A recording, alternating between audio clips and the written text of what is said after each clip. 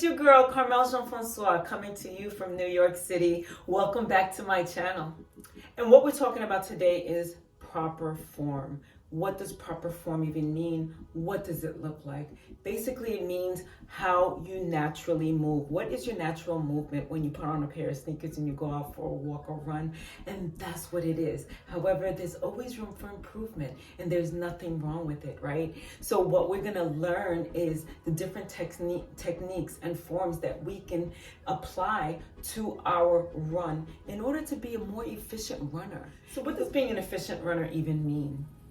Once you've learned how to conserve your energy during your run, improve on your pace, improve on your speed, improve on your distance, reducing any risk of injury, all the while taking careful note of things you can tweak along the way in order to improve your running mechanics, you become an efficient runner. So let's talk about a few things that we can work on. Good posture. Just this morning I was on the track and one of the coaches on the track said, Carmel, don't look down on the track, look up. Be proud as you run. Hold your shoulders down, keep your head up, and run with pride.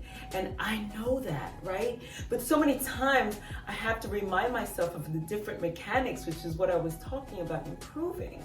Many times, especially as we get fatigued or we've exerted so much, it's hard to focus on the good posture that we need in order to improve further in this skill. So tendencies are to look down as you run, looking down on the ground. We don't want to do that. We definitely want to keep the shoulders down and back and look forward. The idea of it always with any exercise is to keep the head or the neck aligned with the spine.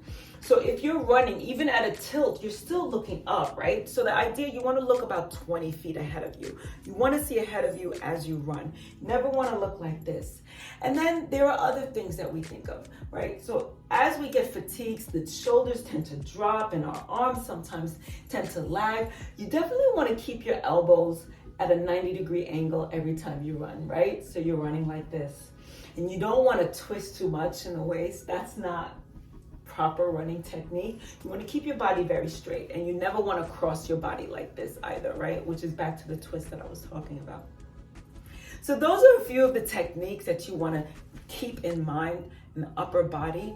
Don't want to give you too much. I just want you to be very cognizant of the fact that the eyes should be staring up no matter how fatigued you are. I do it too. I look down, and again, just this morning, that coach was like, Carmel, what are you looking on the ground for? What are you looking for?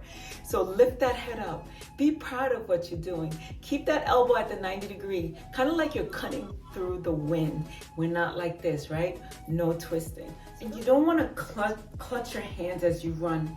When you do this and you're running with your hands in a fist, what tends to happen is you're gonna really bring tension to your shoulders and even your neck, and it's not gonna feel good tomorrow. You're not gonna be happy with yourself that you did that. So keep the hand relaxed, maybe in a slight cupping position, but you always wanna think natural. What's a natural position for you?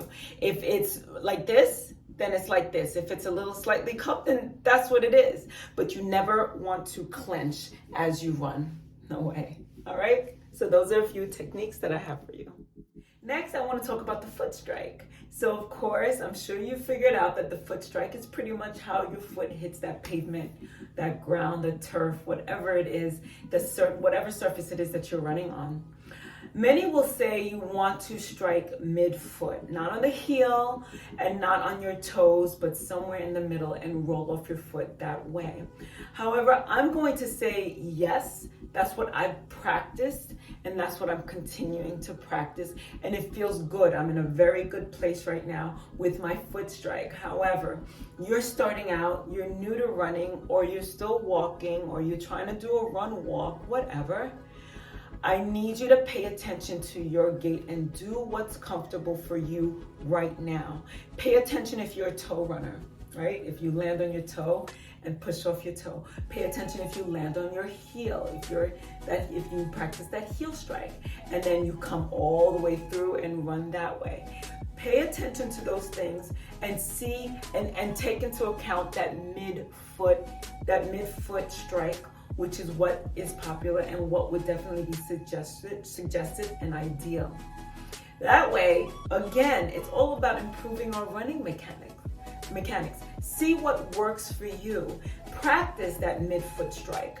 Otherwise, if it might cause you foot cramping, back up, ease off, and just practice what it is that comes most naturally to you.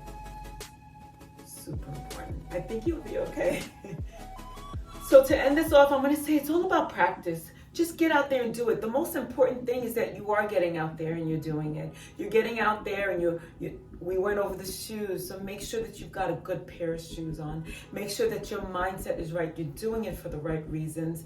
Definitely go out there, see what feels good to you. Notice, take good note, just don't go out there running arbitrarily. Take good notice of what it is that you're doing, what your running mechanics are, and see if you can improve upon them little by little. Maybe you just want to go out there and just run that first block and say, tomorrow I'll pay attention to other stuff. And that's okay. There's no wrong way to do it. There's no right way to do it. It's just to do it and do it in a way that's healthy for you and will not risk any injury. Thanks for joining me. We've got one more episode left on this series for us to get started with running. See you then. One more thing before I forget. I need you to do something for me. Like, comment, subscribe, or share to this channel. Hit the bell notifications so that you're notified every time that I post something. See you next time.